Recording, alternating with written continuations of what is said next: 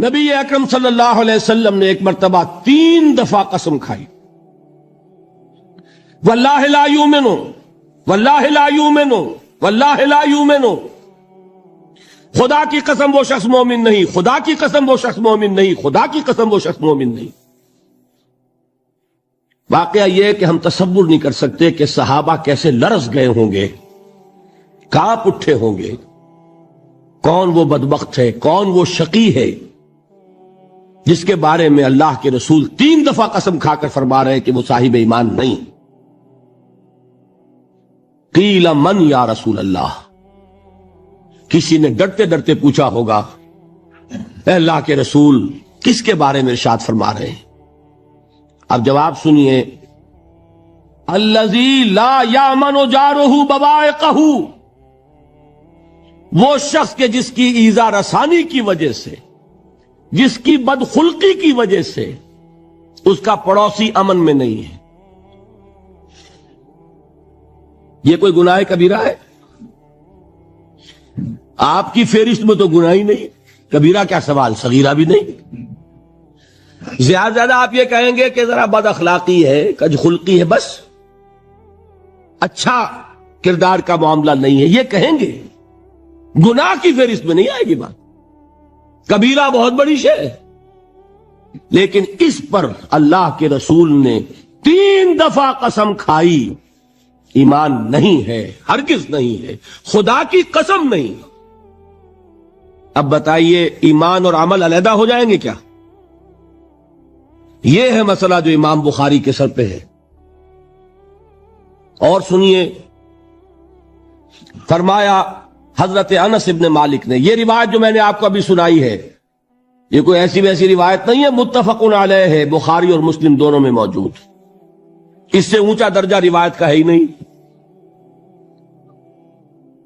راوی کون؟ ابو ہریرہ رضی اللہ تعالی، ان کی والدہ لے کر حاضر ہو گئیں، یہ بچہ حضور آپ کی خدمت میں رہے گا، آپ کی خدمت کرے گا، آپ کے پاس رہے گا، ٹھیک ہے۔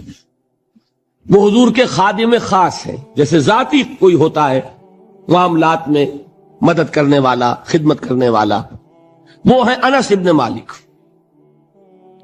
کیونکہ ان کا تعارف ہو گیا ہے رضی اللہ تعالیٰ عنہ، تو ایک بات پہلے اور سنا دوں، جو بچہ اپنے اس بچپن سے لے کر 9 برس کی عمر تھی جب آئے حضور کے پاس، انتقال کے وقت عمر کتنی ہوگی؟ 19 برس، 10 برس حضور کی خدمت میں رہے۔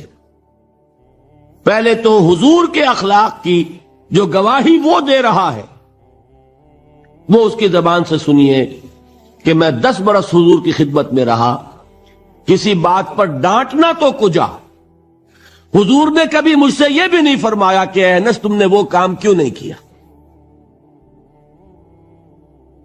یہ ہے ایک آقا کی حیثیت سے محمد الرسول اللہ صلی اللہ علیہ وسلم کا اخلاق۔ اگر نہیں کیا خود کر لیا، کوئی ڈانٹ ڈپٹ نہیں، حالانکہ بچے ہیں، بچوں کو ویسے بھی ڈانٹ ڈپٹ دیا جاتا ہے، لیکن نہیں۔ اب ان صحابی کی ایک گواہی سنیے، قلما خطبنا رسول اللہ صلی اللہ علیہ وسلم الا قال، فرماتے ہیں کہ شاذ ہی کبھی ایسا ہوا ہوگا کہ حضور نے کبھی خطبہ ارشاد فرمایا ہو اور اس میں یہ الفاظ نہ ہو۔ الفاظ سمجھ رہے؟ جب بھی خطبہ دیتے تھے آپ یہ الفاظ ضرور فرماتے تھے، شاذ کبھی رہ جائے تو رہ جائے، قلما خطبنا رسول اللہ صلی اللہ علیہ وسلم الا قال، کیا فرمایا؟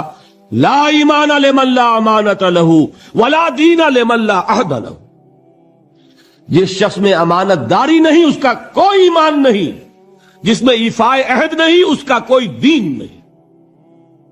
بنا پھرتا ہو وہ دیندار، بنا پھرتا ہو وہ صاحب ایمان اور امتی حضور کا، امانت داری نہیں تو ایمان نہیں، ایفائے عہد نہیں تو دین نہیں۔ کس کا فرمان ہے؟ کسی آج کے زمانے کے مفتی کی بات نہ سمجھ لیجئے گا کہ جس کو آسانی سے آپ چاہیں تو رد کر دیں، یہ محمد الرسول اللہ صلی اللہ علیہ وسلم کا فرمان ہے۔ اور سنیے پھر ایک متفق علیہ روایت، بخاری اور مسلم کی، راوی پھر کون ہے؟ ابو ہریرہ رضی اللہ تعالیٰ عنہ۔ فرماتے حضور نے ارشاد فرمایا لا یزنی الزانی حین یزنی وہو مومن ولا یسرق السارق حین یسرق وہو مومن ولا یشرب الخمر حین یشرب وہو مومن.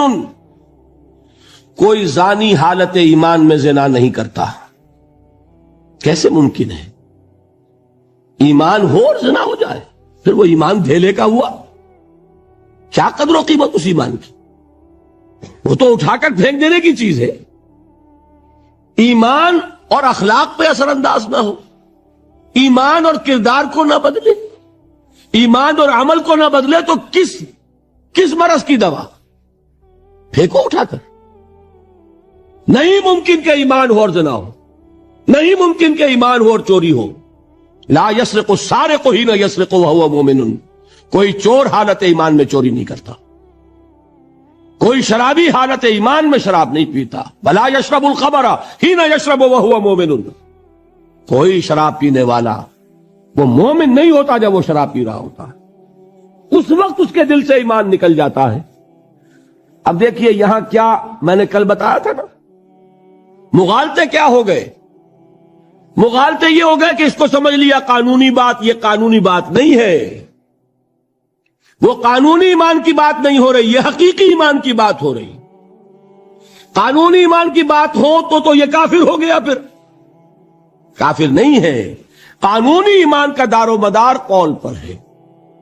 یہ وہ حقیقی ایمان ہے، قلبی یقین والا ایمان. اس کے بارے میں فرمایا جا رہا ہے وہ دل سے نکل جاتا ہے تو گناہ ہو سکتا ہے. ایک اور حدیث میں حضور نے اس کو اور واضح کر دیا. جب کوئی شخص